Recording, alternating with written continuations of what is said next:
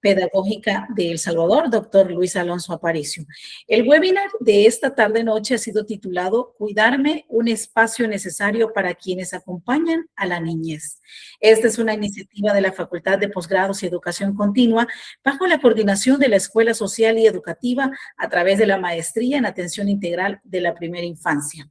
Comentarles también de que ya se encuentran con nosotros los expositores, quienes van a ser encargados de desarrollar esta temática, y también tenemos con nosotros autoridades de la Universidad Pedagógica del Salvador. En este caso, quiero cederle la palabra también a maestra Rebeca de Caprile, quien va a ser la encargada de darnos un saludo de bienvenida y, por supuesto, unas palabras de bienvenida a todos nosotros. Ella es coordinadora de la Escuela Social y Educativa, a quien le queremos escuchar. Bienvenida, maestra, le escuchamos. Muchas gracias, estimada Yesenia, un gusto saludarle. Bueno, buenas tardes a todos y todas. Muchísimas gracias por haberse conectado con nosotros esta noche, haber aceptado la invitación que hicimos de participar en este webinario. Este webinario es un espacio que estamos queriendo proponer de manera especial para las educadoras y los educadores, y también para padres y madres de familia, ¿verdad? Todos aquellos que estamos involucrados en el tema de la atención de la primera infancia, este es un espacio para reflexionar. Quiero resaltar una frase en honor al tema que nos tiene esta noche, y es que educar en la primera infancia es una de las formas más hermosas y trascendentes de transformar el mundo. Ustedes son personas especiales que tienen un impacto y una trascendencia grandísima en cada uno de los niños y de las niñas con quienes tienen esa valiosa oportunidad de compartir. Entonces, la huella, el rol que cada uno de nosotros desempeñamos está dejando huellas invisibles en cada niño y en cada niña. Posiblemente esto no se pueda ver de manera inmediata, pero con el tiempo, la forma de cómo nosotros atendimos, conversamos, interactuamos con cada niño y con cada niña, permite que este niño y esta niña, cuando se convierta en un adulto, esto se transforma en confianza, en seguridad, en identidad y en futuro.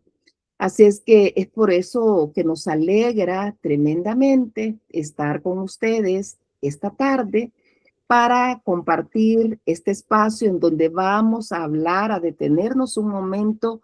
Qué importante es hablar sobre lo esencial, en este caso, en uno de los más esenciales junto con los niños y las niñas, como es el educador y la educadora, ¿verdad? Entonces vamos a hablar un momento de cómo nos estamos sintiendo, cómo somos, cómo acompañamos, porque la forma de cómo nosotros nos desenvolvemos y atendemos es vital.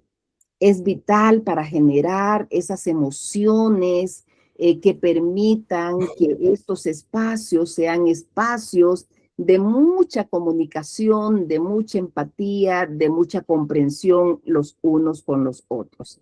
Así es que, bueno, este espacio es eso, un espacio para reconectar con la vocación, recordarnos por qué estamos aquí y reconocer el tremendo valor que tenemos cada uno de nosotros.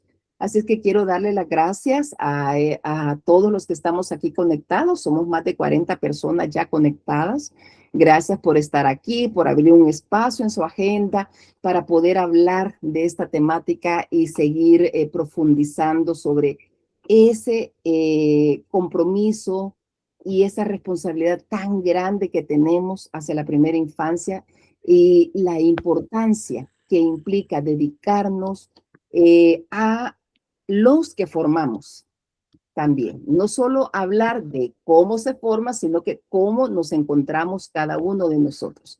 Entonces, con mucho orgullo también quiero reconocer a nuestros estudiantes de la maestría en atención integral de la primera infancia, quienes han preparado con mucho esmero, con mucho profesionalismo y mucho cariño este webinario que esta tarde-noche vamos a desarrollar. Así es que, estimados estudiantes, ustedes están dando un paso importantísimo. En este momento están hacia las puertas de graduarse. Nos encanta tenerles acá, escucharles, que sean partícipes, escuchar sus voces, porque están construyendo conocimiento, porque están en este momento ya trascendiendo y compartiendo todo ese conocimiento que han tenido en su proceso de formación. Así es que su participación, ¿verdad? Es un elemento valioso para nosotros, que nos encanta escucharles acá. Así es que ustedes están ejerciendo su liderazgo, están ejerciendo todos esos elementos que hemos discutido muchísimo durante todos estos 2 años que hemos estado formándonos. Así que bienvenidos, bienvenidas a cada uno de los que están acá. Yo creo que es importante abrir nuestras mentes, pero también abrir nuestros corazones, porque en esa medida reflexionamos sobre el rol que nos corresponde a cada uno de nosotros, porque sin duda, como yo decía al inicio, el educador transforma, impacta una vida, y cuando impacta una vida, transforma el mundo, sin duda. Así es que gracias a todos por estar aquí. Bienvenidos y bienvenidas. Buenas tardes. Buenas tardes, maestra. También gracias por esas palabras de bienvenida que nos ha brindado en nombre de la facultad.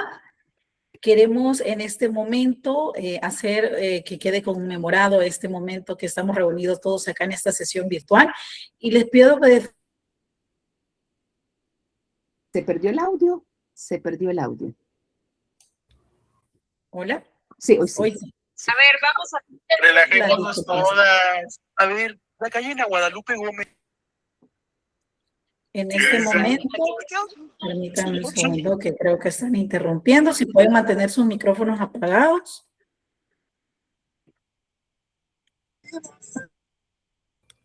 A mí no me colle, yo soy Jaime Rebel.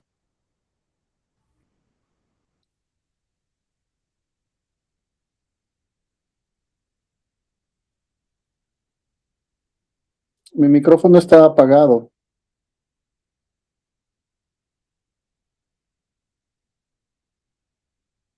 Se le escucha, estimada. La verdad que no. La verdad que Jaime Rebel estaba haciendo sonidos extraños. Hay micrófonos abiertos. Sí, eso estoy viendo que creo que hay una interrupción acá, hay problemas técnicos, en este momento los estoy viendo.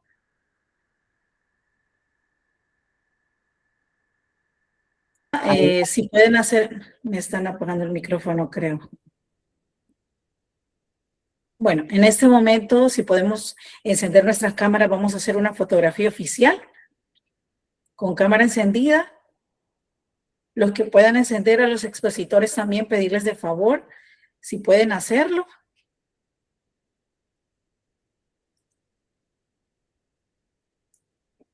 A los demás expositores también.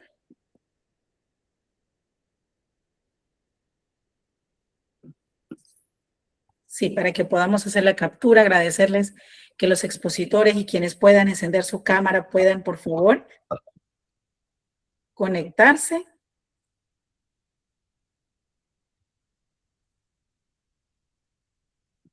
Sí, muchas gracias, Joana. ¿Falta alguien más que pueda encender su cámara? En ese momento vamos a hacer la captura. Bueno, en ese caso, pues les voy a pedir que puedan poner puedan ver la vista al frente, poner al frente, y yo les aviso en este momento para poder hacer una captura de todos los que estamos en este momento en la sesión. En este momento doy en contar 3, 1, 2 y 3. Listo. En un momento les aviso para poder tomar otra. Vamos de nuevo, viendo por el frente. Vamos en 1, 2 y 3. Listo, muchas gracias. Bueno, y como ya nos mencionábamos, es una temática muy importante, va a ser desarrollada por expositores expertos y especialistas en diferentes rubros y es parte, pues son maestrantes de la maestría en educación inicial y parvulario. En este momento quiero que el apoyo técnico para poder leer los perfiles profesionales y podamos conocerlos, conocer un poco de ellos, ya que ellos van a ser los encargados de desarrollar esta importante ponencia. El tema que nos ha reunido es cuidarme un espacio necesario para quienes acompañan a la niñez. Y esto está a cargo de 6 ponentes en especial y quiero leerles uno por uno para que los conozcamos, ya que ellos luego van a estar desarrollando las temáticas. Quiero mencionarles que están también con nosotros Joana Girón, quien tiene una maestría en atención integral a la primera infancia, licenciada en salud materno-infantil, asesora en lactancia materna. También tenemos con nosotros a Natalie Vega, quien también está a punto de graduarse de la maestría en atención integral de la primera infancia, es licenciada en educación inicial y parvularia con experiencia en instituciones clave del ámbito educativo y social. Además tenemos a Mónica Burruca, quien tiene también, está a punto de graduarse de la maestría en atención integral a la primera infancia, es licenciada en mercadotecnia, apoyo administrativo también en el área de niñez y adolescencia. También tenemos con nosotros a Jaime Revelo, quien es máster en gestión estratégica de la comunicación. También contiene un máster en atención integral de la primera infancia, licenciado en comunicación y periodismo y también docente universitario.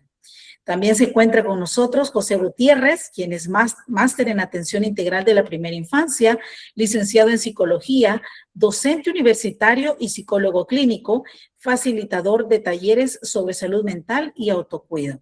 También tenemos con nosotros a Milena Alas, ella es abogada y maestra en atención integral a la primera infancia, especialista en protección integral, más de 15 años de trayectoria en el área administrativa, en la protección y supervisión de servicios enfocados en los derechos de la niñez y la adolescencia. También tiene experiencia en liderazgo en la creación de protocolos de supervisión y herramientas técnicas bajo enfoques de derechos humanos, género y disciplina positiva. Ellos van a ser los encargados de poder desarrollar las diferentes temáticas, así que voy a cederle la palabra y pues uno por uno irá desarrollando los temas. Mencionarles que iniciamos con el tema número 1, cual ha sido titulado El profesional educador como ser humano, su autoconocimiento y autovaloración. Así que dejamos con ustedes a Joana Girón, a la maestra Joana Girón, para que pueda desarrollar su temática. Bienvenida, le escuchamos. Muchas gracias, muy buenas tardes a todos. Es un gusto para mí poder compartirles en esta tarde un tema muy importante en el trabajo con la primera infancia. Como ya lo mencionaban, el tema está titulado El profesional educador como ser humano, su autoconocimiento y autovaloración. Primero que todo, es importante tener presente que un educador no es únicamente aquella persona que transmite conocimientos, transmite saberes o ejecuta técnicas pedagógicas, sino que también es un ser humano integral, como todos, un ser humano con sentimientos, con emociones, con experiencias, con creencias, y que todo esto influye directamente en el trabajo que se realiza con los niños y con las familias.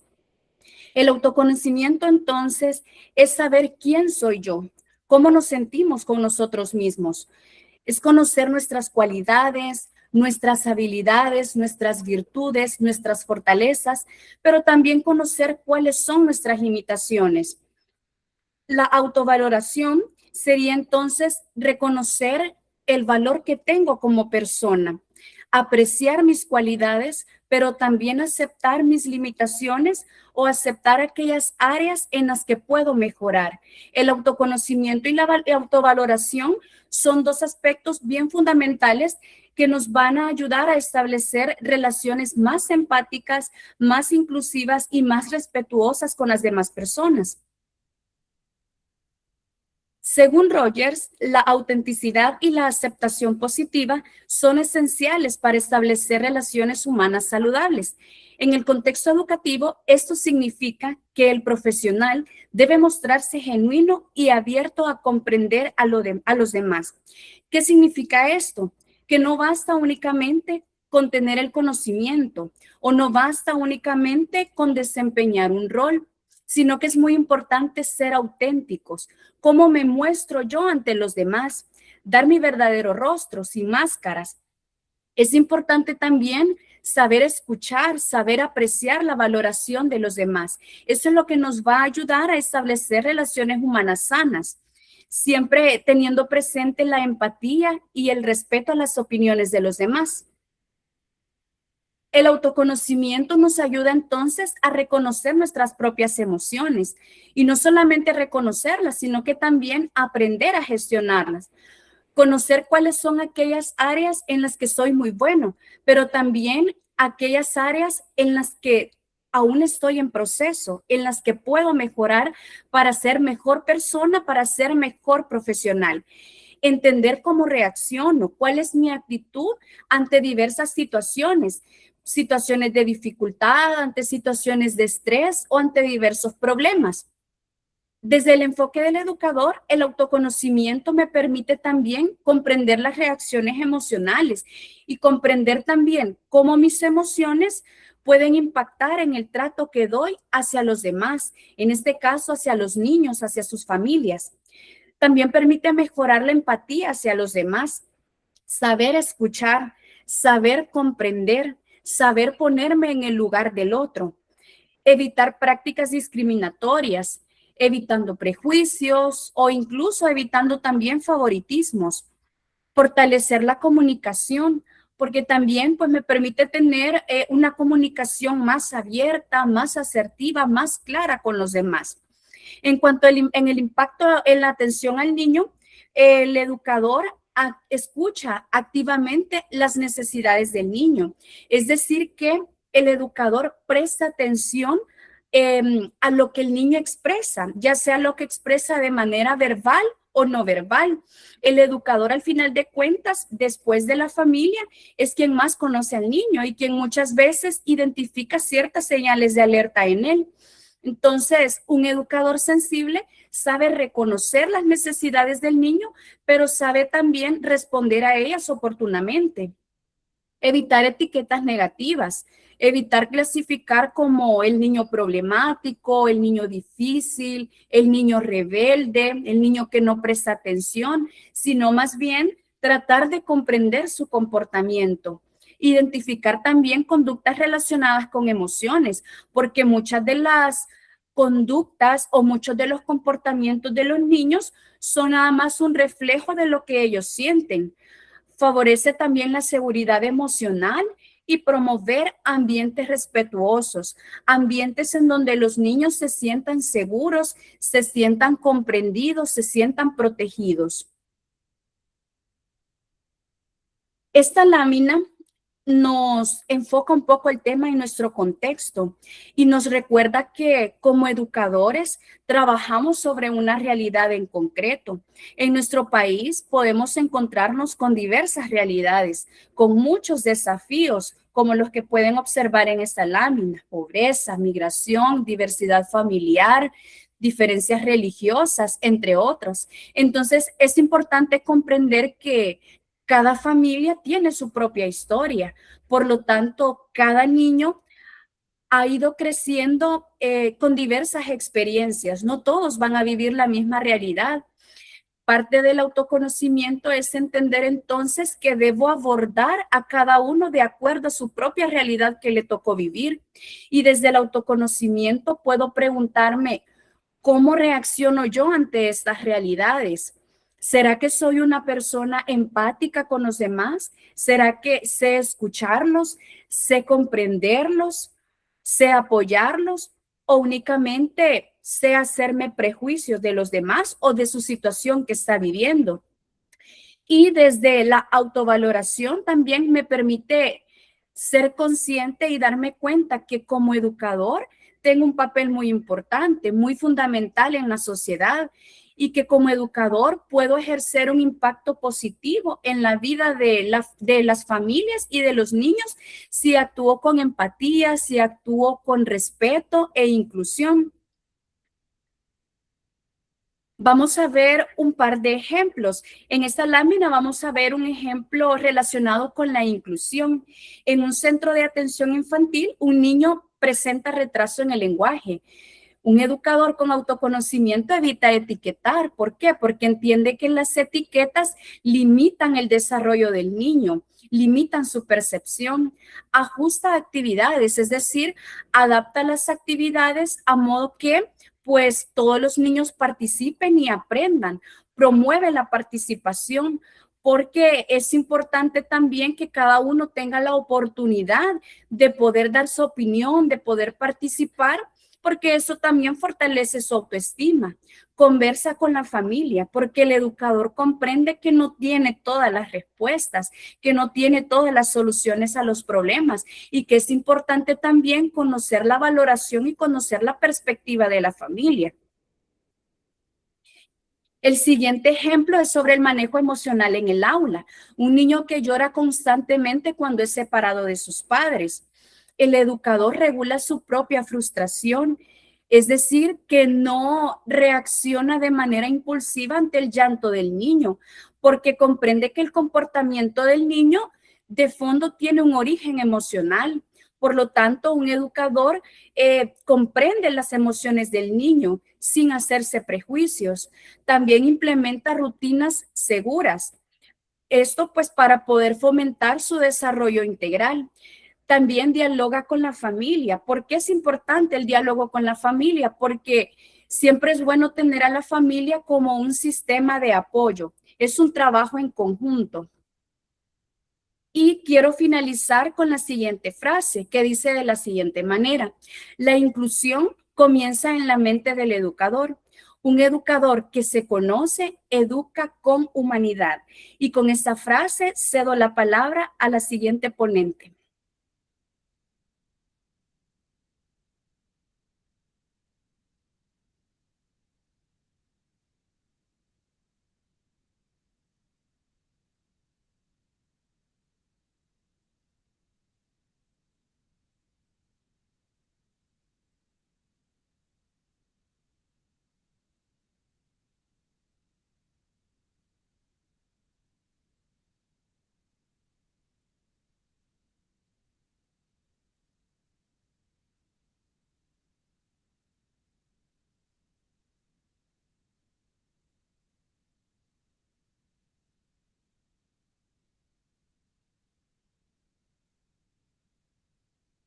El audio, estimada, no se escucha.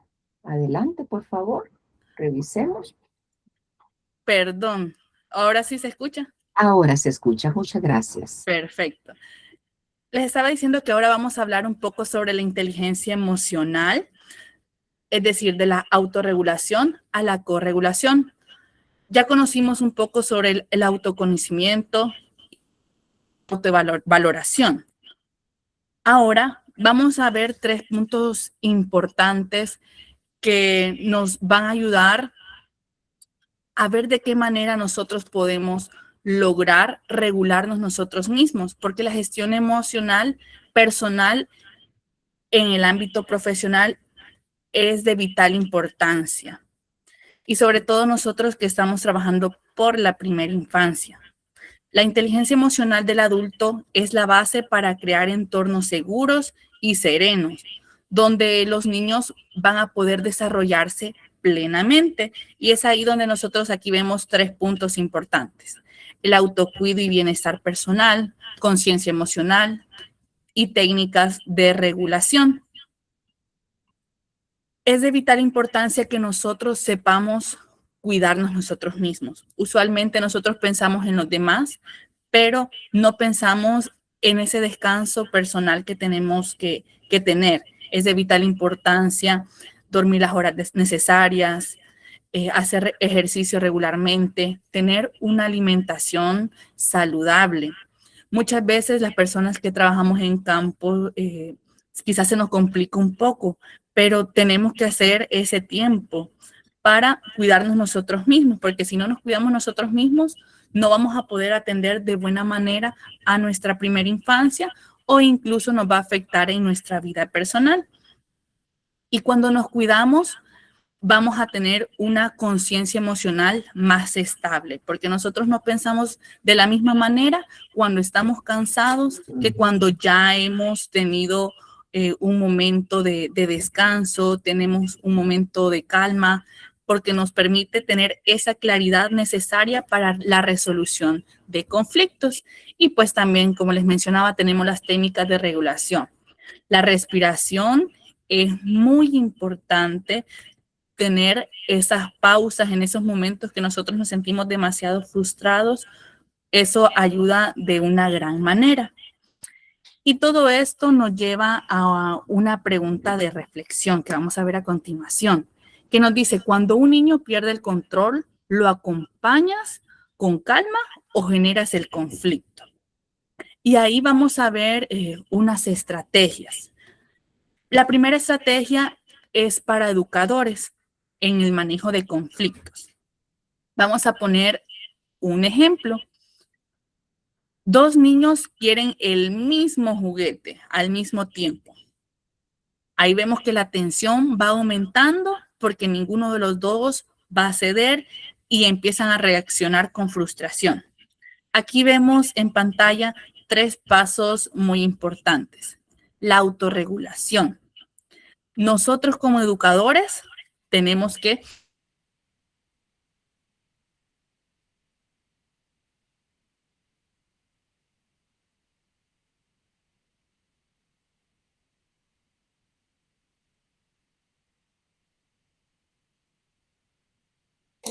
Creo que se ha perdido, no se escucha. Se le congeló la pantalla a Natalie. Natalie, ¿está con nosotros? Si no, aguardamos unos minutos.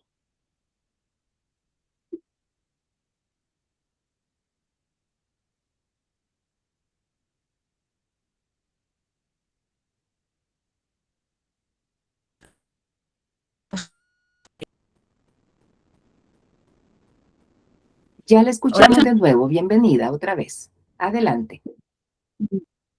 ¿Por dónde me quedé? Estaba en el paso 2.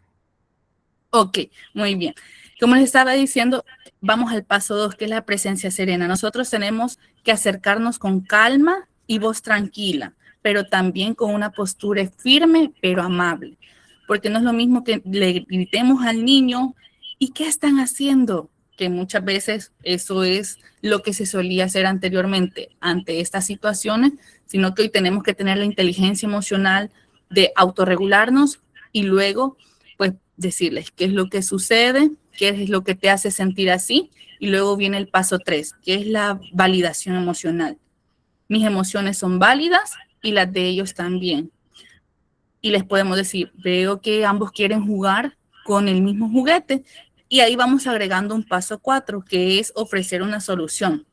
Vamos a proponer alguna alternativa para que los niños puedan turnarse o ofrecerles otro juguete. Ahí la ventaja que tenemos es que los educadores ya vamos conociendo o ya conocemos a nuestros estudiantes. Entonces ya sabemos un poco qué es lo que les gusta. Entonces tenemos que ocupar esta información a nuestro favor para resolver este conflicto y ayudarlos a ellos. Ahora vamos con una estrategia para los padres de familia. Nos vamos a centrar en el manejo de rabietas en público. Yo sé que esta situación es muy incómoda para los padres de familia, sobre todo, por ejemplo, estamos en un supermercado y el niño empieza a gritar y a llorar y se tira al suelo porque quiere un dulce o un juguete, y pues esto nos genera mucha tensión y atrae miradas de las personas que están alrededor. Ahí también entran otros pasos. El primer paso, el padre se debe regular. Vemos que en ambos casos lo fundamental es que el adulto se regule, porque si nosotros no sabemos regular, poco a poco vamos a lograr manejar de mejor manera esta situación, respirar, bajar el ritmo y no pensar desde la vergüenza o el enojo, sino desde la claridad para ayudar a nuestros niños. El paso 2 es mantener la calma y la presencia. De igual manera, nos tenemos que agachar a la altura del niño, hablar con ellos de forma serena. Nuestra tranquilidad poco a poco va a ayudar a calmar esa rabieta. Puede ser que no sea en el instante, puede ser que esto sea un proceso muy lento, pero nosotros siempre tenemos que mantener la misma postura, porque somos quienes, por un mejor manejo de sus emociones, ya sabemos gestionar nuestras emociones y los niños están en proceso de. Luego tenemos el paso 3, que valida la emoción. De igual forma, tenemos que reconocer que pues el niño se puede sentir frustrado. Nosotros tenemos que hacerle entender, yo sé que estás enojado, y luego ofrecerle o establecer un límite con amor.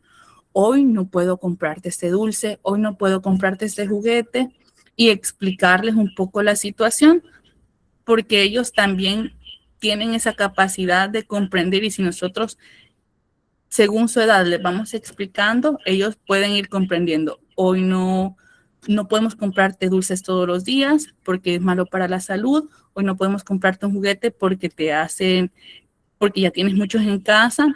Entonces, todo esto va a depender de cómo nosotros lo abordemos, ¿verdad? Y pues para continuar, vamos a hacer una reflexión final sobre este segundo tema, que es que la calma de un adulto puede convertirse en la seguridad emocional de un niño. Eso es, pues, la conclusión general de esta segunda temática. Nosotros, pues, tenemos que autorregularnos. No es un proceso sencillo. Muchas veces nos podemos frustrar, pero es de vital importancia que nosotros nos tomemos el tiempo necesario para respirar y llevar de la mejor manera esas situaciones que pues, para muchos son frustrantes, y seguir los pasos que se les mencionó anteriormente, ¿verdad? Porque una persona cansada no va a responder de la misma manera que alguien que pues está debidamente descansada. Entonces vemos que todo esto va en conjunto, y es importante tomarlo en cuenta para pues favorecer a nuestros niños. Muchas gracias.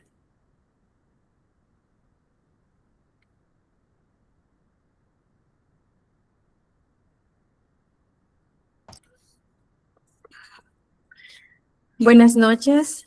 Yo les voy a hablar del tema de la comunicación asertiva y de la escucha activa. Dice que la comunicación asertiva es aquella que permite expresar y defender de forma armónica y respetuosa. Esto se refiere a expresar lo que pensamos y sentimos con respeto hacia las demás personas, pero también hacia nosotros mismos. Por otra parte, hablamos de la escucha activa. Dice que es prestar atención sin interrumpir, comprender antes de responder y validar lo que otra persona siente. Es una habilidad fundamental que complementa la comunicación asertiva. Cuando escuchamos con atención, respondemos de mejor manera. Por ejemplo, si una persona no pone en práctica la comunicación asertiva ni la escucha activa, va a responder de manera expulsiva o no adecuada. Como podemos ver en la siguiente diapositiva, ¿por qué son importantes? Como primer punto, porque fortalecen la confianza entre docente y familia. Cuando ambos se escuchan, comparten información del estudiante, y esto ayuda a crear un ambiente de confianza para el aprendizaje del niño. Como segundo punto, dice que ayuda a que el niño se sienta seguro escuchando y comprendiendo su aprendizaje. Cuando los docentes y la familia trabajan en conjunto, el niño se siente seguro porque sabe que lo están escuchando y que también lo comprenden. Un docente, como tercer punto, un docente que se cuida tiene más paciencia y enseña con mejor actitud. Cuando un docente se cuida su bienestar físico y emocional, tiene más paciencia y enseña con una mayor actitud positiva. ¿Cómo se aplican? En primer lugar, hablaré del rol del educador. El educador debe de evitar sobrecarga laboral, no asumiendo más tareas de las que puede manejar, reconocer emociones y necesidades y escucharse internamente. Esto significa que el docente debe de estar bien emocionalmente, ya que es demasiado importante, porque si él está bien, puede comunicarse mejor y puede enseñar con respeto y empatía. Como segundo punto, tenemos lo que es el rol de padres, donde dice enfocarse en soluciones, mantener límites profesionales y mostrar empatía. Los padres deben de acompañar a los niños con respeto y comprensión, ayudándolos a resolver los problemas sin ignorar lo que sienten. ¿Cómo se aplica en la primera infancia? Escuchar sus emociones, lenguaje claro y sencillo, no interrumpir ni minimizar. Esta etapa es muy importante porque es donde los niños están aprendiendo a escuchar y reconocer, sus emociones y necesita de un apoyo o de un guía para poder hacerlo correctamente. Como podemos ver en la siguiente diapositiva, vamos a hablar de lo que son los límites. Dentro de ellos está establecer horarios y canales de comunicación, responder con respeto sin estar disponible todo el tiempo. Por ejemplo, como docente, en algunos colegios ponen de 7 a 2 de la tarde, le puedo responder todas sus inquietudes a los padres de familia, pero a partir de las 2 en adelante se va a contestar hasta el siguiente día. Hacer una pausa durante el día, apoyarse con colegas. Poner en práctica estas acciones ayuda al docente a organizar su tiempo, cuidar su bienestar y a trabajar de forma más equilibrada. Decir no nos hace mala persona. Poner límites ayuda a evitar el agotamiento y la sobrecarga laboral y emocional. Poner límites sanos siempre va a ayudar porque así vamos a evitar lo que es irritación, la sobrecarga laboral, como lo mencionábamos anteriormente, el estrés laboral, y ayudará a mantener el bienestar del docente y como resultado se puede brindar una mejor atención. En conclusión, la comunicación asertiva y la escucha activa son herramientas esenciales en la relación entre docentes, padres de familia y la primera infancia. Permiten expresar ideas con respeto, comprenden mejor a los demás y fortalecen el trabajo en equipo. Cuando se aplican correctamente, mejoran la convivencia, favorecen el desarrollo de los niños y promueven relaciones más sanas y efectivas en el entorno educativo. Quedan con mi siguiente compañera.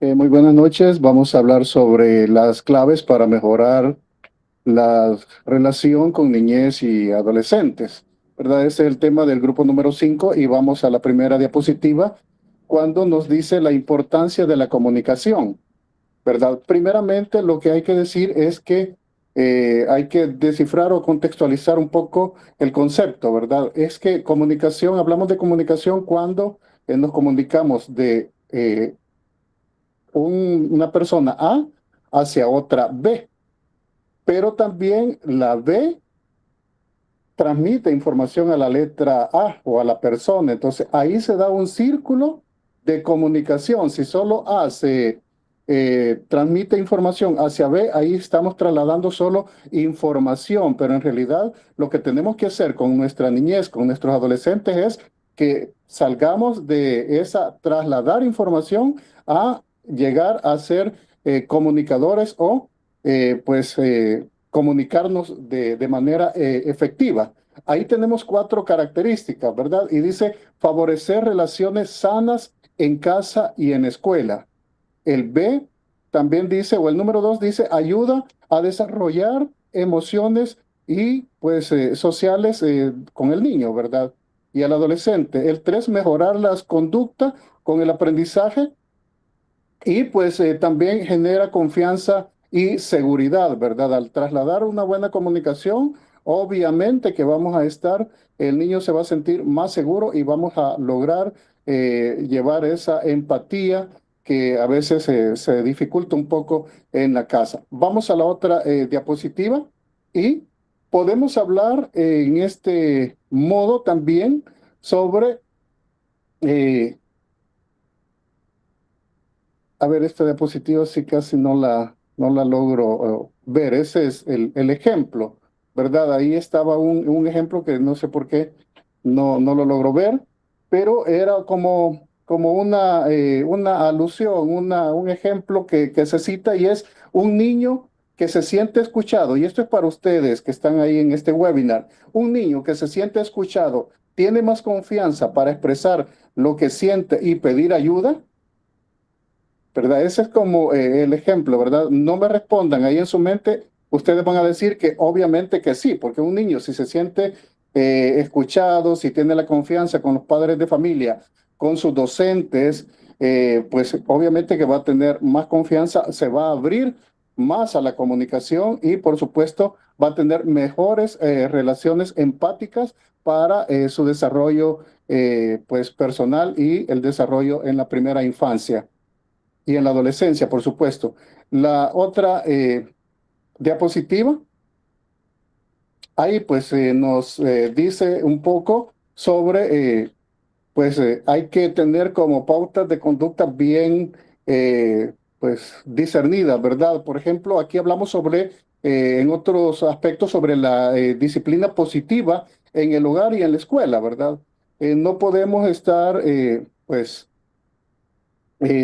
agrediendo al alumno, ¿verdad? Diciéndole palabras fuertes, el tono de voz tiene que ver cuando uno se comunica con el niño, con mi hijo, con el alumno, ¿verdad? En los salones de clases no podemos elevar la voz, eso ya nos indica que ya hay una prepotencia, que ya el docente está molesto o inconforme, mientras que debemos de tener más pautas de respeto, ¿verdad? Más condiciones emocionales para que podamos discernir, comprender y autorregulación, que ya hablaron mis colegas que antecedieron, hablaron sobre la autorregulación, ¿verdad? Y es, como dijo una de ellas, la calma, ¿verdad? De un adulto que funciona, ¿verdad? Y eso va a persuadir al niño, pues, en sus emociones. Si hablamos con calma y con toda la madurez, ¿verdad? Emocional, el niño va a tener también va a sentirse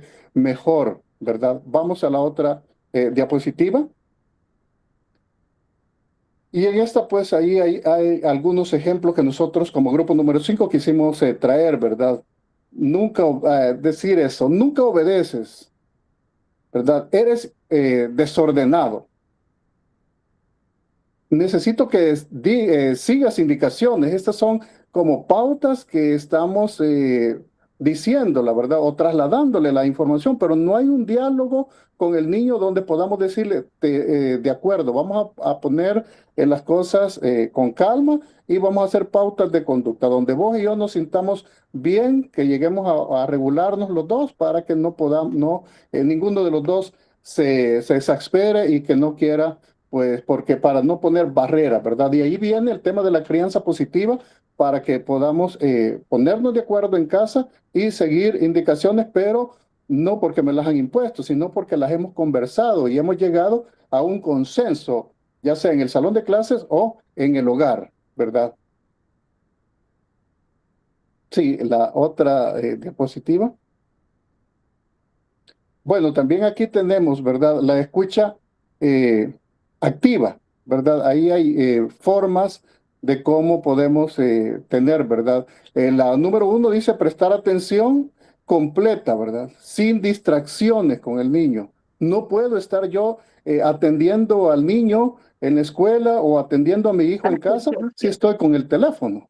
Yo creo que eso es bien importante, ¿verdad? Dejar el teléfono, dejar un tiempo para el niño, para tener una escucha activa, para no interrumpir. Espérame, voy a contestar, ya te atiendo. O seguí, dale, seguí, yo te estoy escuchando y estoy con el teléfono, mensajear y mensajear. Eso no va a ser positivo para una conversación, para ponernos de acuerdo entre los dos, para llevar a cabo el plan de vida, ya sea en el centro escolar o en la casa, ¿verdad?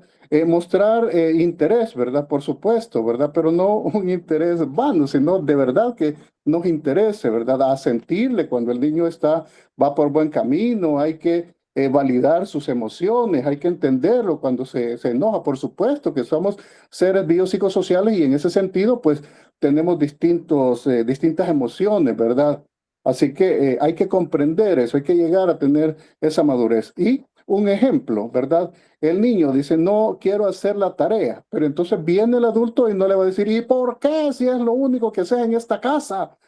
¿Verdad? No, ¿verdad? Hay que ir, veo que estás cansado. ¿Qué tal, verdad? ¿Quieres que te ayude a empezar a iniciar esta tarea? ¿Qué tal? Si conversamos y comenzamos a trabajar así juntos, los dos, bajando el tono, ¿verdad? Así que esos son como un ejemplo práctico que sucede en casa. Pasamos a la otra diapositiva. Y aquí hay algunas también estrategias prácticas que nosotros como grupo quisimos traer, ¿verdad? Para este webinar. Y es pues dedicar tiempo, ¿verdad? Pero es que yo paso mucho tiempo con mi hijo. Sí, pero ¿qué tipo de tiempo pasas? ¿Es de calidad? ¿Hay calidez en lo que tú haces con tu hijo? ¿Conversas de verdad sobre los temas que a ti te interesan, pero también que le interesan a tu niño, ¿verdad? A tu adolescente.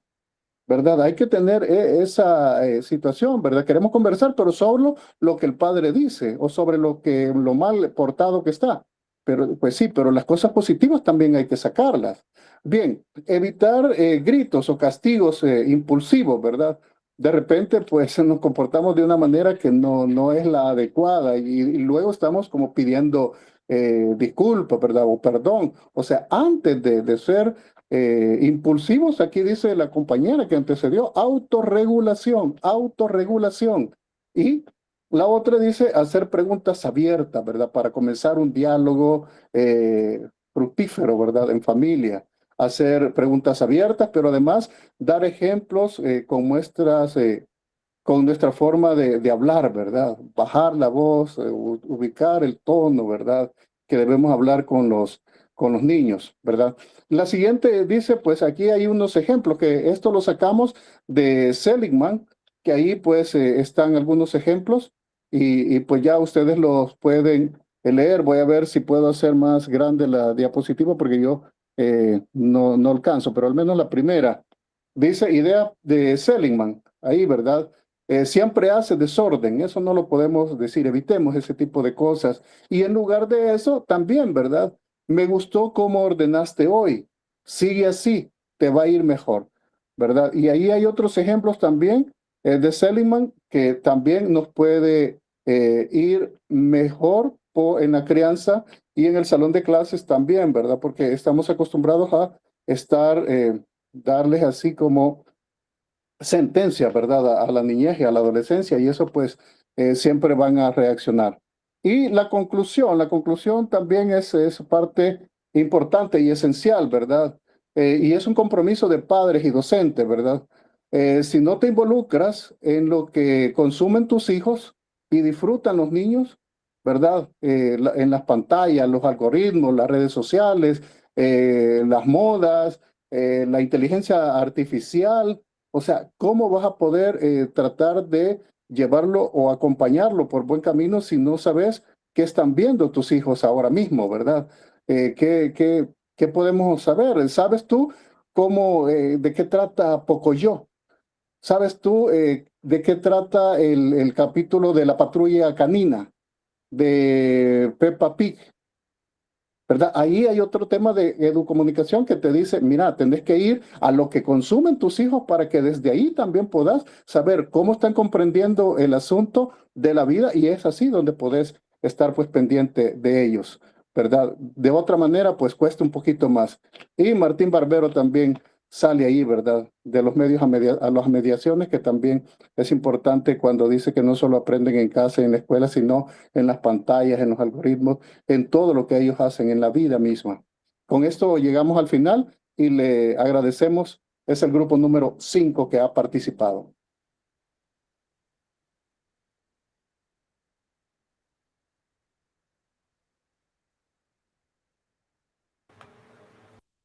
Muy buenas noches.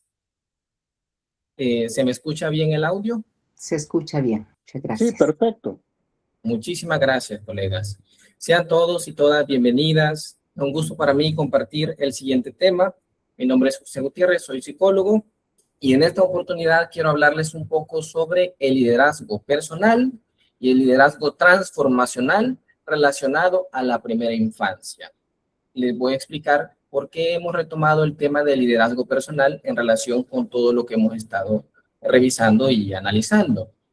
Bueno, ya incluso los colegas lo han mencionado de forma implícita, que como líderes, ya sea en el ámbito profesional, sea en el ámbito familiar o en la comunidad, para poder nosotros influenciar en los demás, entendiéndose que el liderazgo es una capacidad para influenciar, para motivar, para guiar, para transformar.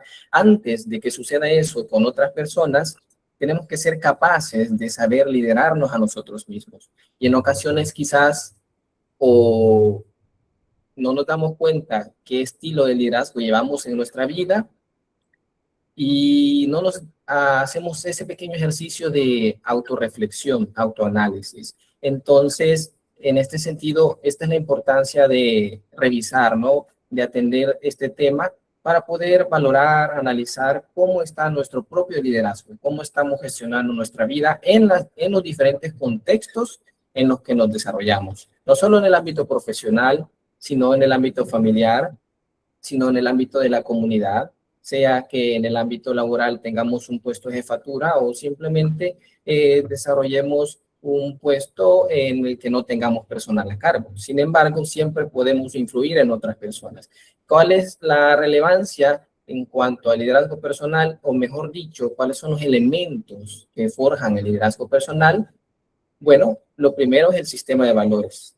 El sistema de valores, entiéndase como el conjunto de valores que orientan nuestro comportamiento, que orientan nuestra forma de pensar, que orientan nuestra forma de sentir, etcétera, etcétera.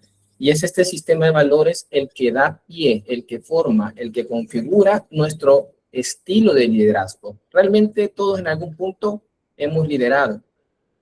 Los padres de familia son líderes, pero ¿qué estilo de liderazgo están proyectando, están modelando a sus hijos? ¿Qué estilo de liderazgo están proyectando o estamos proyectando en el ámbito laboral? Entonces, en relación al sistema de valores, los valores que configuran un liderazgo transformacional, ya les vamos a explicar en qué consiste, son los valores de autotrascendencia, es decir, ir más allá de lo que me toca, de lo que supuestamente me toca, es decir, ir más allá de cumplir mis funciones porque me pagan, de cumplir mis funciones, de salir de mis compromisos como padre de familia, como madre de familia. No, consiste en dejar una huella, consiste en enfocarse, por ejemplo, en el ámbito organizacional. Ubiquémonos en los contextos de las instituciones que trabajan por la primera infancia, por ejemplo. Entonces, ¿qué hago yo más allá de cumplir con las funciones que me describe el puesto? Dejo una huella con las personas a las que atiendo, con mis compañeros, forjo sinergia, en el equipo, etcétera. Entonces, un sistema de valores, cual sea la configuración de valores que cada uno de nosotros tenemos, es parte elemental del liderazgo. Asimismo, la autorregulación y la autogestión. La autorregulación corresponde al control de las emociones propias, los sentimientos y los comportamientos, y la autogestión hace referencia a la organización y gestión de nuestra propia vida. Cómo llevamos nuestra vida, a qué le estamos apostando, cómo enfocamos nuestras energías, cómo administramos nuestros recursos en general etcétera, y cómo nos desenvolvemos en los diferentes contextos. Muy bien, ahora nos enfocamos en el liderazgo transformacional, haciendo, o mejor dicho, resaltando este tipo de liderazgo. Este hace referencia al cambio, a la transformación de otras personas. Originalmente nace en el sentido organizacional, pero trasciende en los diferentes contextos en donde se desarrolla el ser humano. La característica esencial o 4 características esenciales de este liderazgo son las siguientes. El carisma, que quiere decir que un líder proyecta un ejemplo, un modelo a seguir. Nosotros como personas, a partir de nuestros sistemas de valores, fortalezas y otras características, podemos proyectar ese modelo a seguir. Es una característica propia del liderazgo transformacional. Asimismo, la motivación y la inspiración. Un líder tiene la capacidad, tiene la habilidad para proveer significado a las acciones de sus seguidores, sea en el contexto en los que nos desenvolvamos, área laboral, en el área familiar. Promuevo yo, le doy significado a las acciones de mis hijos. Mi niño, mi niña me dice, me gusta esto, quiero hacer esto cuando esté grande. No, eso no te va a dar de comer. O no, eso no te va a ayudar. Siendo niños y a veces coartando o cohibiendo las manifestaciones naturales de los niños y las niñas. Eso en el contexto de la primera infancia. En el contexto laboral, pues, es muy importante la retroalimentación y el trato genuino y respetuoso. Asimismo, la estimulación intelectual. Esto está orientado a la búsqueda de soluciones, no enfocarnos en el problema, sino en las soluciones. No ver los errores o enfrentarlos con acciones punitivas, sino con acciones de retroalimentación, ayudar a las personas a reconocer los errores, a apoyarlos, acompañarlos para identificar qué es lo que no funciona, qué es lo que no está funcionando y alentarlos para que ellos mismos encuentren la forma de solucionar un problema. No se trata de hacer todo por las otras personas o decirles qué hacer a las otras personas. Se trata de acompañar, guiar y transformar a las personas por medio del carisma, por medio de la motivación y la inspiración para que las personas puedan resolver problemas y encontrar soluciones. Asimismo, la consideración individual. Un líder transformacional se preocupa por las necesidades de las personas. Muy bien, ahora nos vamos a orientar a la primera infancia. Acá les presento este pequeño esquema. Partimos de los valores y puesto que mencioné anteriormente que los sistemas de valores son los que rigen, son los que orientan nuestro comportamiento. Y aquí estos 3 elementos que ven a continuación corresponden y están relacionados directamente con el principio, uno de los principios rectores de la ley Crecer Juntos, que es el principio de corresponsabilidad, el cual establece que el Estado, la familia y la sociedad son los responsables de garantizar el desarrollo integral de la primera infancia. Y en estos contextos definitivamente se puede manifestar el liderazgo transformacional desde el Estado con políticas públicas, con los sistemas o en las instituciones que trabajan para el bienestar de la primera infancia en la sociedad. La familia son los padres de familia, los responsables cuidadores, son el modelo, somos los adultos, somos el modelo de comportamiento de los niños y las niñas. Y asimismo la sociedad, cómo nos comportamos en sociedad, cuáles son los valores que promovemos, cómo ayudamos a los demás, cómo nos comportamos nosotros cuando trabajamos en grupo, cuando trabajamos en equipo y cómo resolvemos problemas en sociedad. Entonces, estos 3 elementos que trabajan en sinergia, en diferentes contextos y en diferentes dimensiones, pueden transmitir y proyectar ese liderazgo transformacional, no para ser líderes infantes, sino para cimentar las bases de un liderazgo sólido y concreto mediante el fortalecimiento del desarrollo integral de la primera infancia. En ese sentido, vamos a observar en la siguiente lámina qué es lo que nosotros podemos hacer, cómo vamos a poder preparar ese terreno para un liderazgo transformacional desde la primera infancia. Ya mis colegas han mencionado muchos elementos importantes. Yo retomo 4 aspectos generales. Lo primero, fomentar la autonomía progresiva. Autonomía hace referencia a que el individuo, la persona, es capaz de hacer las cosas por su cuenta, utilizar los recursos que tiene a su alcance, aprender a identificar qué recursos tiene a su alcance para poder resolver problemas y desenvolverse en la vida. Pero los niños y las niñas no lo adquieren por inercia o por arte de magia. Lo aprendan por medio de la interacción social. Es una de las formas en cómo el ser humano aprende, por medio de la interacción social, por medio de cultura, valores y modelajes de comportamiento. Entonces, lo que mencionaba anteriormente, una de las características principales del liderazgo transformacional es que se le da sentido a las acciones de las personas y se acompaña en los errores. Cuando los niños se equivocan, hay que acompañarlos. No hay que darles una devolución punitiva, sino una retroalimentación. Ayudamos a reconocer los errores, aplicamos el andamiaje correspondiente, es decir, damos el seguimiento correspondiente para que los niños y las niñas aprendan lo que tienen que aprender según su desarrollo. Asimismo, el desarrollo de la inteligencia emocional corresponde o hace referencia a la capacidad de la persona para poder gestionar sus propias emociones y poder entender las emociones de las demás personas.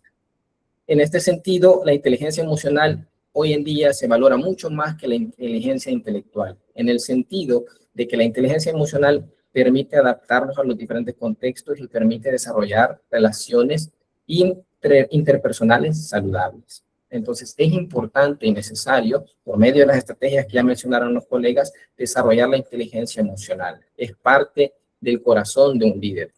Ahora, utilizar el juego como laboratorio de liderazgo. Definitivamente, este elemento da pie a un sinfín de dinámicas, porque definitivamente solo cuando escuchamos la palabra juego se nos viene a la cabeza quizás la palabra diversión, alegría, risas, y es una oportunidad, es una dinámica por la cual se pueden modelar diferentes situaciones en diferentes contextos. Por ejemplo, si un padre de familia utiliza un cuento para interaccionar con sus hijos, de repente en la lectura del cuento el padre puede imitar el comportamiento de los personajes, o posteriormente a la lectura puede ayudar a cuestionar el comportamiento de los personajes del cuento, puede hacer ruidos, etcétera. Da pie a un sinfín de cosas. Jugar algún deporte,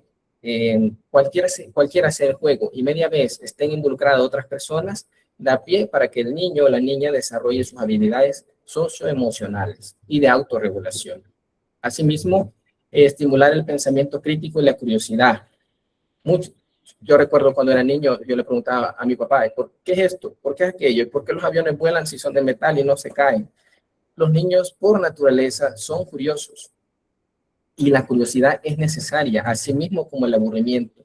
¿Cuál es el problema al que nos estamos enfrentando hoy con la tecnología y el uso de los aparatos tecnológicos? Es que ya no da pie al aburrimiento, porque el niño todo el tiempo está estimulado. Y el aburrimiento es clave y básico, necesario, para que los niños y las niñas desarrollen la creatividad, la resolución de problemas. Y asimismo, pues en otros contextos, de otras formas, el pensamiento crítico se puede fomentar en la niñez, en la primera infancia, mediante preguntas, escuchando lo que los niños tienen que decir, los cuestionamientos que ellos hacen, la forma en cómo ellos intentan comprender el mundo, prestarles atención, validar lo que ellos dicen y orientarlos. Ese es el equilibrio que se debe de tener en ese sentido. Asimismo, entonces, continuamos con esta parte de la preparación del terreno para fomentar el liderazgo transformacional desde la primera infancia. En el ámbito de la docencia y, bueno, desde la perspectiva de la docencia y desde la perspectiva de familia, y agreguemos también el ámbito profesional, los que trabajamos con primera infancia, debemos garantizar ciertos pilares. Uno es la seguridad psicológica. ¿Cuál es la acción que debemos hacer? Crear un espacio donde equivocarse sea seguro. Esa es la clave para la seguridad psicológica. Porque no solo se va a dejar al niño o a la niña con el error, se va a orientar, se va a retroalimentar y se va a dirigir. ¿Cuál va a ser el resultado en este sentido? Va a haber una audacia para innovar. va a haber creatividad, va a haber capacidad para resolver conflictos. El siguiente pilar, modelado, partiendo de diferentes perfiles, profesionales, docentes, familia. ¿Qué es lo que se debe garantizar? Un actuar con la integridad que esperamos ver. En ocasiones los padres de familia cuestionan, regañan y se dirigen de una forma específica hacia sus hijos y se les olvida quizás que también fueron niños. O en ocasiones no tratamos a las demás personas como queremos ser tratados o no enseñamos lo que queremos que las otras personas manifiesten, proyecten y aprendan. Entonces, en ese sentido, los docentes, los profesionales que trabajamos con la primera infancia y los padres de familia tienen un papel fundamental en cuanto al modelado, de qué es lo que se espera, qué es lo que se quiere que los niños aprendan, pues hay que modelarlo. ¿Cuál va a ser el resultado? Coherencia ética. Ya a lo largo del desarrollo de los niños y las niñas, cuando ya tengan las capacidades cognitivas para procesar información abstracta, al final y durante el proceso va a ir construyendo esa coherencia ética. Otro pilar fundamental es la escucha activa. ¿Qué es lo que se debe hacer? Validar sus ideas, por muy pequeñas que sean. Ese es el punto de origen, esa es la forma en cómo cimentamos la seguridad de los niños y las niñas para que expresen sus opiniones, para que posteriormente puedan aprender a hacer respetar su voz, para que puedan ellos entender que son personas sujetas y sujetos de derecho y que puedan defender su dignidad humana. ¿Cuál va a ser el resultado de los niños si trabajamos esa parte? La confianza propia de su voz. Y bueno, esos han sido elementos fundamentales que se relacionan al liderazgo y al trabajo con la primera infancia. Como conclusión, podemos decir lo siguiente. Todos somos agentes de cambio y capaces de liderar, pero debemos empezar por nosotros mismos. Debemos ejecutar la autorregulación y la autogestión donde sea que nos estemos desenvolviendo, ofreciendo así un trato y cuidado digno hacia uno mismo y hacia los demás, y en particular a la primera infancia, que son el presente y el futuro de la sociedad. Con esto me despido, un placer y un gusto. Continuamos con la ponencia.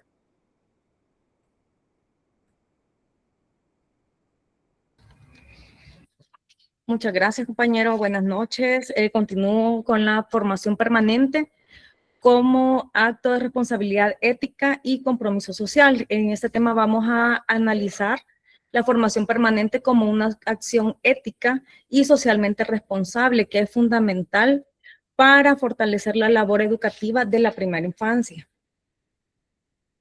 El autocuidado como actualización implica un autocuidado de uno mismo, no solo es un descanso, sino que también es un proceso activo y necesario también de mejora de nuestra versión personal, no solo en la parte física, también en la salud mental y la parte emocional también. Además de eso, la educación continua es una estrategia de autocuidado que previene el agotamiento emocional y también evita el estancamiento y el trabajo que sea mecánico, siempre lo mismo, el 1, 2, 3 de todos los días, ¿verdad? Genera la autorrealización y también eleva el valor propio. ¿Por qué? Porque entre más conocimientos tenemos, entre más nos cuidamos en todos los aspectos, esto genera que nosotros nos sintamos mejor y también tener una mejor autopercepción de nosotros mismos. Y el bienestar del adulto también. Si nosotros estamos bien, también sostenemos y acompañamos al cerebro infantil. Según Harvard, que un par de láminas después las vamos a analizar bien, estas metodologías de Harvard. En la siguiente lámina presentamos las características que son esenciales para definir, que deben definir a un educador actualizado y comprometido con la primera infancia, destacando la importancia de la ética y el autocuidado. Hablar del educador como motor del desarrollo es también hablar del vínculo de protocolo, del automático a la conexión real. Actuar en automático versus actuar motivado, mientras que seguimos protocolos mecánicos, como les decía, en ese 1, 2, 3 de todos los días, es crear vínculos reales. Requiere que el educador pase del cumplimiento de tareas a la intención pedagógica, que es lo que realmente el niño o la niña necesita, no lo que dice el libro. El niño no ha aprendido a leer, pero no sé qué pasa, pero yo todo el libro ya se lo leí y ya le enseñé como a todos los demás niños. No vemos qué hay detrás de esa situación, qué es lo que está pasando. Entonces, eso es lo que nos motiva, lo que nos tiene que motivar, esa intención pedagógica de que realmente el niño o la niña puedan comprender estas interacciones de servir y devolver, que en la siguiente lámina las vamos a desarrollar un poquito más detalladas, que están basadas en el modelo de Harvard, que son interacciones que demandan una energía cognitiva que solo posee el profesional que se siente competente y actualizado. Y para sentirse competente y actualizado, tenemos que estarlo. Y una autogestión también. Un educador preparado no solo potencia el desarrollo del niño, sino que proyecta a las familias también esa seguridad y transforma esa resistencia que a veces tienen las familias, que alguna de las ponentes estuvo conversando sobre eso, y lo convierte en una colaboración efectiva para el trabajo conjunto. En la siguiente lámina, justamente vamos a presentar los pasos esenciales del modelo de servir y devolver del Centro de Desarrollo Infantil de Harvard. Son técnicas para fomentar el desarrollo cerebral infantil mediante interacciones diarias. Estos pasos son claves para crear vínculos. El primero de los pasos es, nos tenemos que fijar en el saque. ¿Qué es el saque? Es observar el interés del niño y compartir su atención. Uno de los ponentes también expresaba eso. ¿Con qué estás jugando? Veamos qué estás jugando. O qué estás viendo. Entonces, tenemos que devolverlo. Hay que responder con palabras o gestos. El niño está jugando con un osito de peluche, entonces nosotros, o con unos legos, mira, tenemos que interactuar en ese momento sin ser tan invasivos, con un gesto, con una sonrisa, que él vea que nosotros estamos ahí con él o con ella. Hay que nombrarlo. Entonces también hay que nombrar lo que el niño ve o lo que está sintiendo en ese momento según su lenguaje. Es decir, está bonito los legos, está bonita la película, la serie. Tomamos turnos también, no solo vamos a hablar, como decía alguien, sino que vamos a esperar también la respuesta que nos va a dar el niño ante las interacciones que nosotros estamos haciendo. La pausa es vital que nosotros hagamos esto, y tenemos también que reconocer los inicios y los finales. Tenemos que conocer cuando el niño ya termina la interacción. En la siguiente lámina vamos a explorar la importancia del actuar bajo los principios éticos que promueven, por ejemplo, el bien común, que es el fin último que permite alcanzar el pleno goce de los derechos y de los deberes; el comportamiento ético, que es actuar bajo los principios de igualdad, responsabilidad y asegurar la armonía social; y la convivencia, que son los valores de honestidad y respeto que orientan el trato correcto dentro de la comunidad. Seguimos con los pilares de la ética y detallamos cuáles son los pilares que sustentan la ética profesional en la atención a la primaria infancia, sobre todo.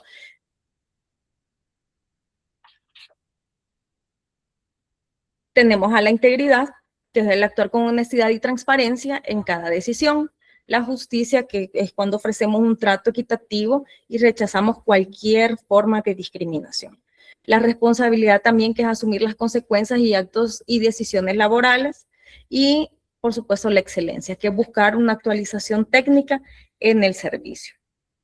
Y finalizamos con las conclusiones. Las conclusiones es reconectar con la chispa inicial. Es importante que la vocación exige una reflexión constante.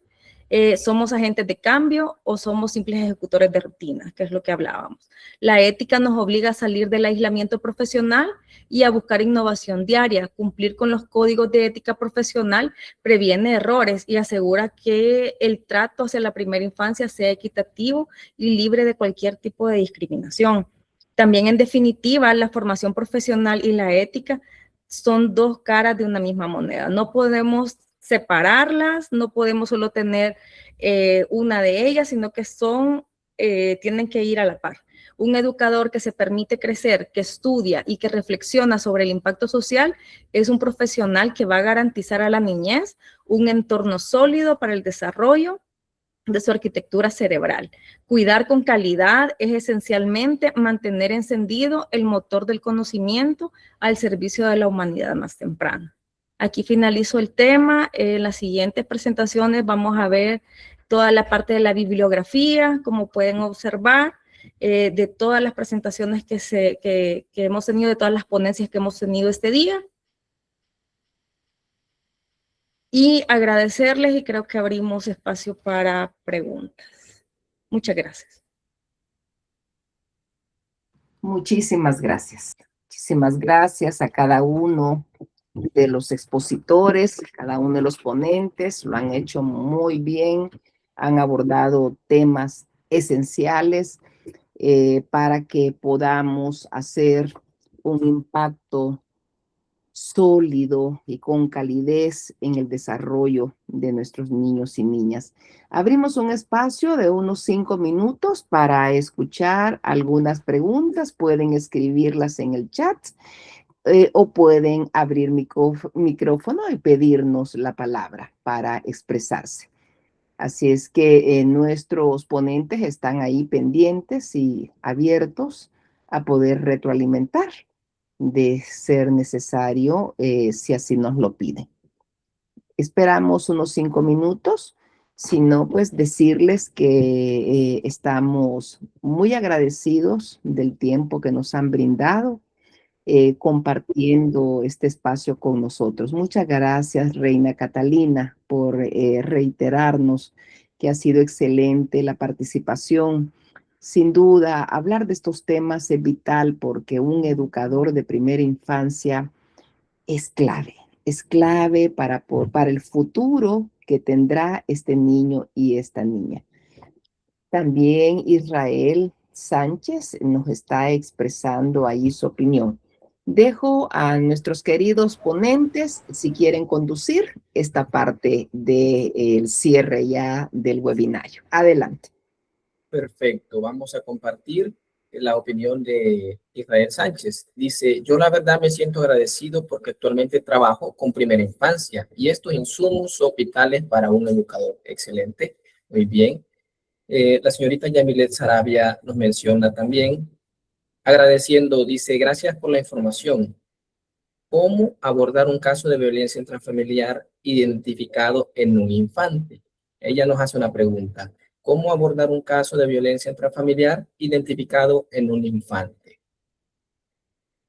Perfecto. Le cedo la palabra a alguno de los colegas ponentes si desean intervenir. Pueden levantar la mano, abrir sus cámaras y sus micrófonos.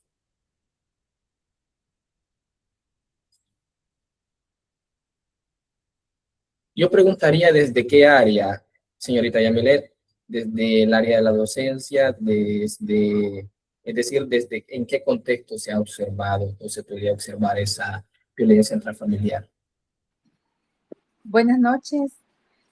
Pues muchas gracias por la información. Créame que, bueno, yo no estoy en el área de la docencia en infantes, pero sí he visto muchos casos en el que, por ejemplo, en los niños más pequeños, en los kinder, hasta los 7 o 8 años, hay varias actitudes, como ustedes mencionan, que los niños hacen cosas que no es porque ellos no sean rebeldes, sino que están reflejando algo que han visto en la casa o situaciones que los están incomodando.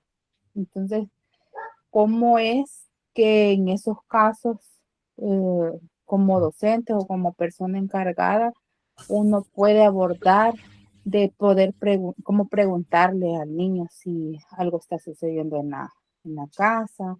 Porque a veces los niños se cierran bastante, o si es que lo vio en una caricatura.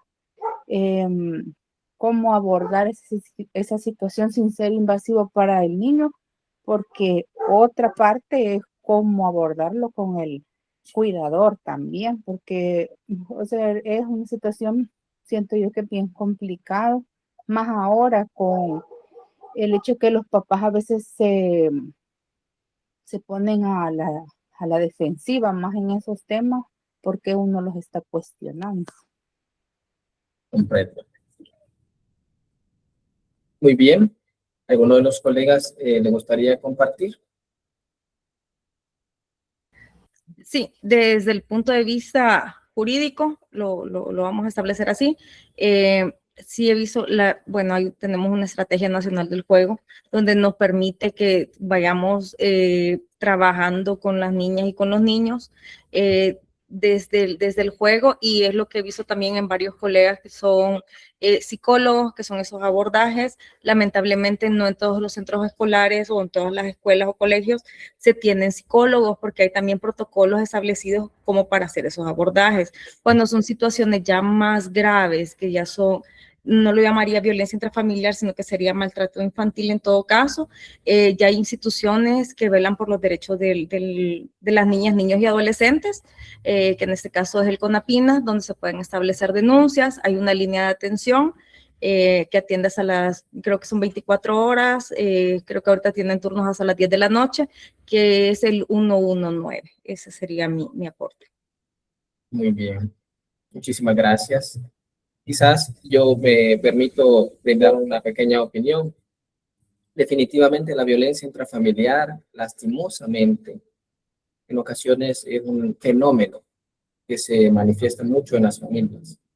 Y es complicado, tal cual como mencionó señorita Yamilet, porque hacer una intervención o un abordaje implicaría que el sistema familiar entre en modo defensivo, bueno, porque se están metiendo en mi vida y las personas se sienten expuestas en general. Pero podríamos decir que en el ámbito académico, en el ámbito de la docencia, digamos, un docente identifica comportamientos no adecuados o irregulares en los niños y en las niñas. Primero, lo más prudente es, si en el hogar vive un ambiente desagradable, primero, en primer lugar, propiciar que el ambiente académico sea un ambiente agradable. Identificar precisamente que hay ciertas dificultades y no por eso, como mencionaron los colegas, decir, bueno, este niño ya no presta atención, no quiere copiar, y evitar etiquetar, evitar juzgar y caer en prejuicios. Lo primero es crear un entorno agradable, adecuado, un entorno protector para el niño o la niña sobre quien se esté observando cierto comportamiento. Si se tienen estrategias como docentes, como profesionales, para poder brindar un abordaje psicosocial básico, se puede realizar. Si no, lo más prudente, si ya existen los mecanismos, como mencionó la colega, hay ciertos centros escolares, ciertos colegios que tienen el privilegio de tener un psicólogo en los centros educativos, pues de hacer la de respectiva derivación. Y en el tercer caso, o la tercera estrategia, buscar una estrategia para hablar con los padres de familia, no directamente decir, mire, su hijo manifiesta estos comportamientos y creo que es por esto, sino que con prudencia se puede preguntar o acercar a hacer observaciones en sentido general. Es decir, mire, su hijo manifiesta esto y esto, me preocupa. Según entiendo, no es algo que debería de manifestar a esta edad y manifiesta estas irregularidades y manifiesta cierto malestar emocional. No sé si ustedes saben por lo que está pasando su hijo, si ustedes han notado cambios en él o si han vivido situaciones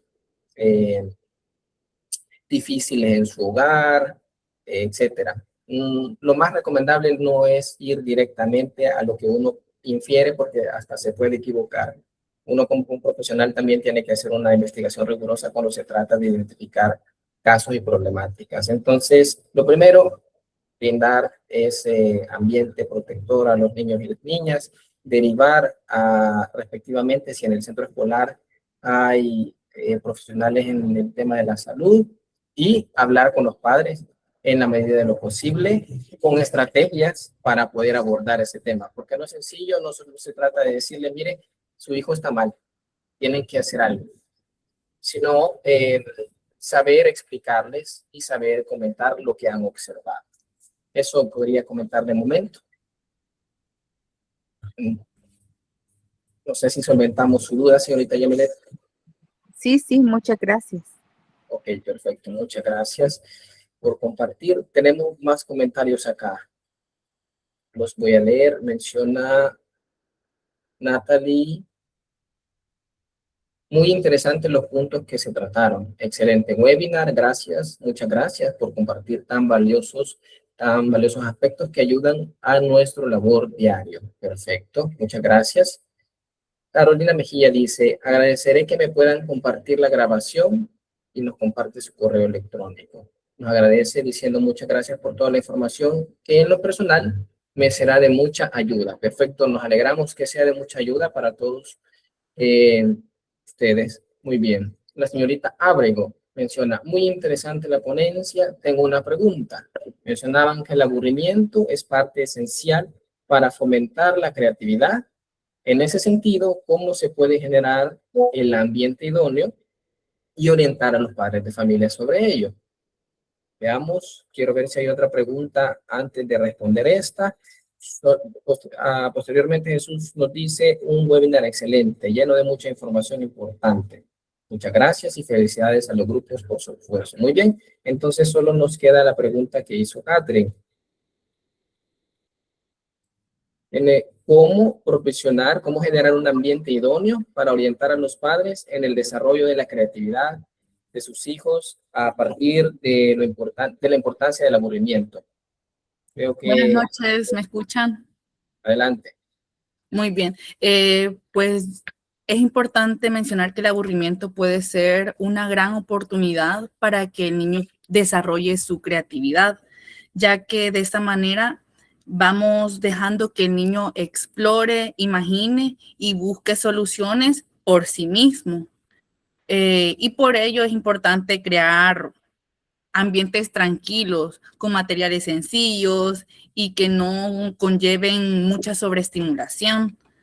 También considero que es clave orientar a los padres a no llenar todo el tiempo a los niños de actividades o pantallas, porque usualmente o los padres quieren mantener 100% ocupados a sus niños o los entretienen con las pantallas, pero también es importante permitir ese espacio de juego libre y acompañar emocionalmente, lo que hemos venido hablando en todo el webinar, ¿verdad? Además de eso, es importante promover una presencia adulta activa que acompañe desde la observación y la corregulación emocional.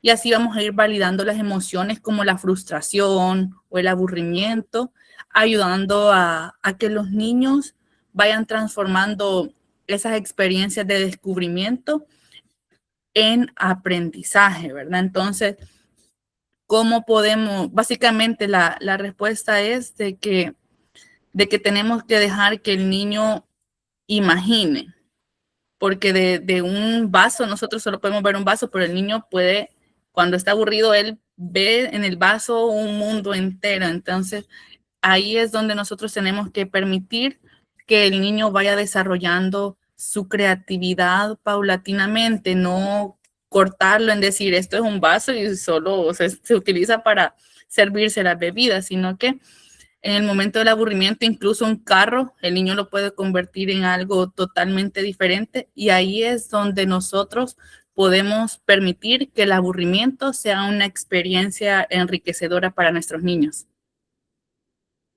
Muchísimas gracias, maestra. Perfecto. En este sentido, ya que no hay más preguntas, procedemos a finalizar con esta actividad. Bueno, justamente hay una más. Menciona Carolina, dice, ¿cómo se puede controlar a un niño de 3 años que se presenta con comportamiento agresivo constante? Ok. Veamos. Estamos hablando en el contexto educativo, imagino, ¿verdad? Me adelanto a la respuesta que puedan preparar mis compañeras. De seguro ellas me podrían apoyar posteriormente. Yo le podría decir que es importante destacar el elemento que mencionó la maestra Natalie en su momento, mantener la calma y modelar comportamientos en donde vaya involucrada la inteligencia emocional, es decir, el control de las emociones. Porque aunque no parezca, cuando el adulto permanece firme y no reacciona ante la explosividad o la reactividad de los niños y las niñas, está modelando una gestión emocional, la gestión emocional adecuada. Claro, lleva tiempo, porque por eso se llama modelamiento, porque a partir de la experiencia y de la interacción y la exposición a ciertos comportamientos que sirven de aprendizaje, que el niño y la niña o la niña puede ir cambiando. Eso es en parte. También la comunicación asertiva, saber escuchar, también tratar de identificar cuáles son los malestares o los orígenes del por qué el niño o la niña se muestra reactivo o un poco agresivo. Generalmente las conductas agresivas derivan de estar expuestos a ambientes aversivos, donde hay violencia o donde hay carencia emocional. A veces un trato amoroso, cariñoso, sensible, cambia por completo el comportamiento y la emocionalidad de un niño y una niña. Esa es la ventaja también de los niños y las niñas, que por el hecho de que están en su proceso de desarrollo son un poco más moldeables a nivel de su neuroplasticidad. Quiere decir que su cerebro todavía se puede reestructurar si es que ha aprendido ciertas conductas y se puede reeducar. Entonces, en lo personal, brindar un trato sensible, moldear un comportamiento que refleje inteligencia emocional, mantener la calma y aplicar en parte las estrategias que mencionaron las colegas. Espero haber colaborado un poco en cuanto a su duda.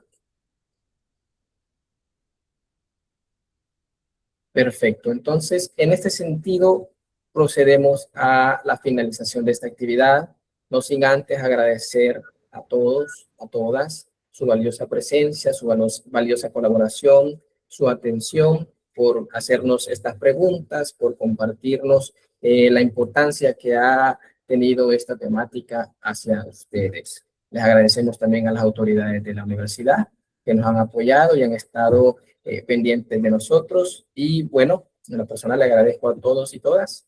Ha sido un gusto y un placer compartir con ustedes. Les pedimos a los ponentes que por favor abran sus cámaras para poder despedirnos. Le cedo las palabras a la maestra Rebeca Ramos. Muchas gracias, José Roberto. Bueno, muchas gracias a todos los que asistieron esta noche para compartir con nosotros un tema absolutamente importante y necesario, como es cómo nosotros los adultos tenemos que prepararnos tanto emocionalmente y de manera cognitiva y también profesional para poder atender de mejor manera a los niños y a las niñas. Los ponentes abordaron diversas aristas de todos los aspectos que un educador tiene que trabajar.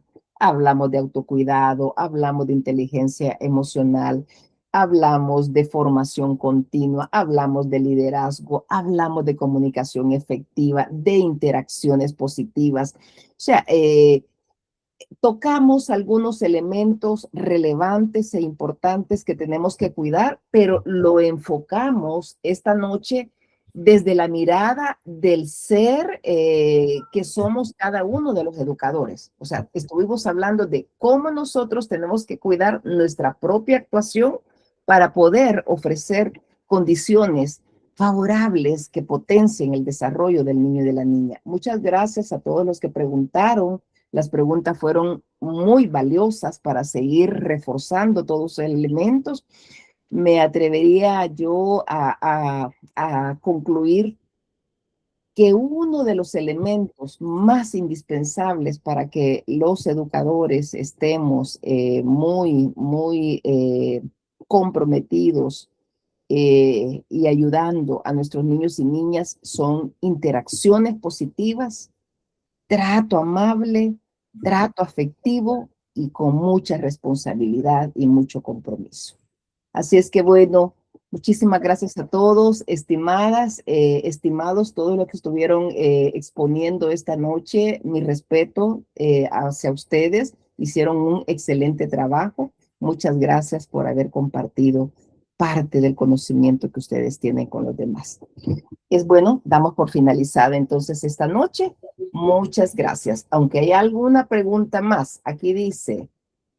no sé si la quiere leer José Gutiérrez, que es el encargado de las lecturas de las preguntas. Ahí Con está. gusto, con gusto. La señorita Astrid López pregunta lo siguiente. Yo conozco a 2 niños que han quedado sin madre. Su madre falleció y como no los puedo ayudar, el primer niño, su comportamiento es estar en el celular y el segundo tiene un retraso en su habla. ¿Qué puedo implementar para que ellos tengan? Su madre, sí. Y bueno, no sabe cómo, Astrid pregunta cómo se puede ayudar a los niños para construir, trabajar su interés en la educación, tendiendo a los niños a usar mucho el teléfono y otro niño tendiendo a un retraso en su habla. Muy bien. Se nos ha salido un poquito de la dinámica que llevábamos esta pregunta, pero es una pregunta absolutamente importante y especial, porque esto nos puede suceder en algún momento. Quizá es importante, en primer lugar, me voy a permitir agregar unos elementos, todos los demás pueden expresarlo también, reconfirmar o ampliar, pero es importante mantener con los niños, con las niñas, con los jóvenes, una comunicación bien honesta y muy clara. Esto es importante. Otro elemento es validar sus emociones, o sea, tratar de entenderles si sienten enojo, si sienten miedo, si sienten tristeza. Es importante que expresen sus emociones y no juzgar esas emociones. Aprender a decirles que es bien sentirse como se siente porque estamos pasando por un proceso. Ayudarles a generar rutinas también puede ser otro elemento importante. Trabajar con ellos, apoyo creativo en donde a través del juego, dibujos, puedan ellos expresarse cómo se sienten, también es importante. Y por supuesto, creo que sin duda, si nos sentimos que no tenemos los suficientes elementos, tenemos que buscar ayuda psicológica. Hay diferentes lugares en nuestro país con acceso a ayuda psicológica gratuita. Las universidades lo ofrecemos. La gran mayoría de universidades tenemos estos espacios. Pueden abocarse. Nuestra universidad tiene un espacio de ayuda psicológica para poderles acompañar. Así es que otro elemento importante, la muerte no tenemos que abordarla como un tema de sufrimiento o como un tema, ¿verdad?, que lo tengamos que evitar. Tenemos que aprender a entender la muerte como algo natural. Eso lo tenemos también que trabajar, pero algunas veces no estamos preparados para eso. Entonces, por favor, importante pedir el apoyo psicológico para poder abordarlo profesionalmente. Y recomiendo acudir a una de las universidades, o sea, la nuestra está con puertas abiertas para poder dar apoyo psicológico cuando se requiera. Si alguien más quiere apuntar más, aquí tenemos psicólogos también, aquí tenemos más expertos que pueden también recomendar algún otro elemento. Pero de manera general, para no llegar a extendernos demasiado, quizás podríamos quedarnos acá, ¿verdad? Pero si alguien quiere pedirlo, por favor, exprese en este momento algún aporte más, si lo cree necesario. Bueno, si me permiten, solo para finalizar, definitivamente lo que mencionó la maestra, ahí hay un duelo que los niños están viviendo. Y va a depender de la edad de los niños, porque no se menciona cómo van a procesar el duelo también. Hay ciertas edades en las que se procesa de diferente forma el duelo. Entonces, primero entender que hay un duelo, saber relacionarlo con la edad que tienen los niños, saber abordarlos y acompañarlos según la edad que ellos tienen, ayudarles a comprender que es la muerte, y acompañarnos en sus emociones, como mencionó la maestra, y hacer la respectiva derivación con el experto en el área. En este caso, un psicólogo que se dedique a la primera infancia, a la niñez o a la adolescencia, y que asimismo brinde orientación a la persona tutelar, a la persona responsable de estos niños y de estas niñas. Asimismo, la persona que ha preguntado puede, con este conocimiento, acercarse a la persona responsable y decir, bueno, mira, te recomiendo que busques apoyo psicológico en el área porque los niños están viviendo por un duelo y lo que necesitan es acompañamiento y un proceso de evaluación. Así que la derivación en este caso sería lo más idóneo y acudir a los recursos que brindan servicios de atención a la primera infancia y a la niñez. ¿No? Bueno, agradecemos entonces, muchísimas gracias a los que están con nosotros. Todavía vemos casi 40 personas conectadas aquí, así es que ha sido un gusto compartir. Síganos por favor en nuestras redes. A menudo ofrecemos webinarios que están vinculados con la temática de primera infancia, con la temática en el área psicológica, con el tema pedagógico. Ofrecemos permanentemente conocimiento porque consideramos que en la medida en que todos podamos compartir conocimiento, nos empapemos más de algunos elementos que nos pueden ayudar, podemos hacer un mejor trabajo con nuestros niños y niñas.